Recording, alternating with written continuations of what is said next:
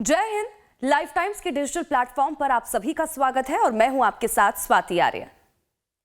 भारत की तकनीक और क्षमता की धमक धीरे धीरे पूरी दुनिया में पहुंच रही है और इसी की मिसाल है आने वाले 15 दिसंबर को होने वाला भारतीय अंतरिक्ष एजेंसी का इसरो का लॉन्च।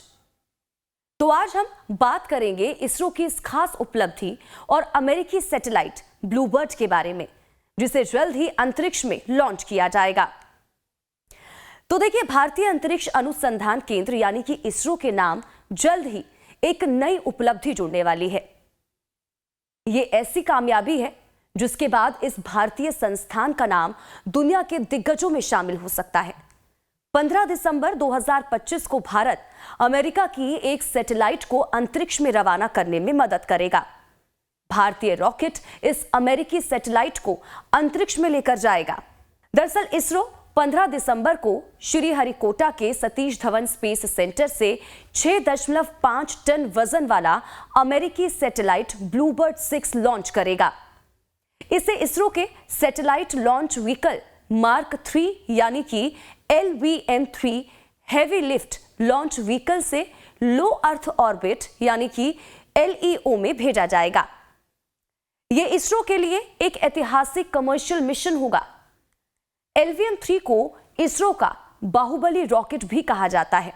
दरअसल इससे पहले LVM-3 की मदद से 2 नवंबर को 4.4 टन वजनी भारत के सबसे भारी CMS-3 सैटेलाइट को लॉन्च किया गया था।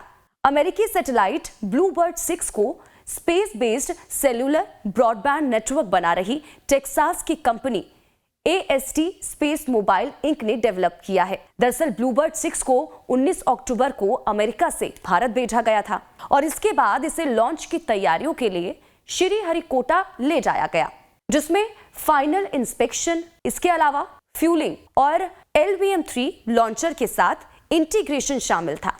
एक बार डिप्लॉय होने के बाद ब्लूबर्ड 6 लो अर्थ ऑर्बिट में सबसे बड़ा commercial faced array antenna host करेगा, जो लगभग 2400 स्क्वायर फीट में फैला होगा। दरअसल ये ब्लूबर्ड 1 से 5 के आकार से 3 गुना से भी ज्यादा है और इसकी डाटा क्षमता लगभग 10 गुना अधिक होगी। इसका मुख्य मकसद विश्व में इंटरनेट की समस्या को घटाने में मदद करना है। इसके जरिए दूर दराज और कम सुविधाओं वाले इलाकों में आम मोबाइल फोन पर सीधे हाई स्पीड ब्रॉडबैंड देने का प्रयास किया जाएगा। तो वहीं LVM-3 की बात करें तो देखिए, 640 टन के लिफ्ट ऑफ मास वाला LVM-3 रॉकेट 3 स्टेज वाला 45.5 मीटर ऊंचा लॉन्च व्हीकल है, जो लो अर्थ ऑर्बिट में 8000 किलोग्राम तक और जियो सिंक्रोनस ट्रांसफर ऑर्बिट यानी कि GTO में 4000 किलोग्राम तक का पेलोड ले जा सकता है। लॉन्च की देखरेख न्यू स्पेस इंडिया लिमिटेड यानी कि NSIL करेगी, जो इसरो की व्यावसायिक ब्रांच है, जो अंतरराष्ट्रीय स्तर पर लॉन्च सेवाओं की मार्केटिंग और सैटेलाइट कॉन्ट्रैक्ट से आय सृजन करने के लिए जिम्मेदार है। और इस रॉकेट का मानव रेटेड संस्करण 2027 में गगनयान मिशन के तहत 3 भारतीय अंतरिक्ष यात्रियों को अंतरिक्ष में ले जाएगा। आपको बता दें कि इससे पहले इसरो और अमेरिकी अंतरिक्ष एजेंसी नासा ने जुलाई में संयुक्त परियोजना NASA ISRO synthetic aperture radar यानी कि निसार सैटेलाइट को लॉन्च किया था। 1.5 अरब डॉलर की लागत वाला यह मिशन पृथ्वी की सतह की निगरानी में अभूतपूर्व बदलाव लाने वाला है।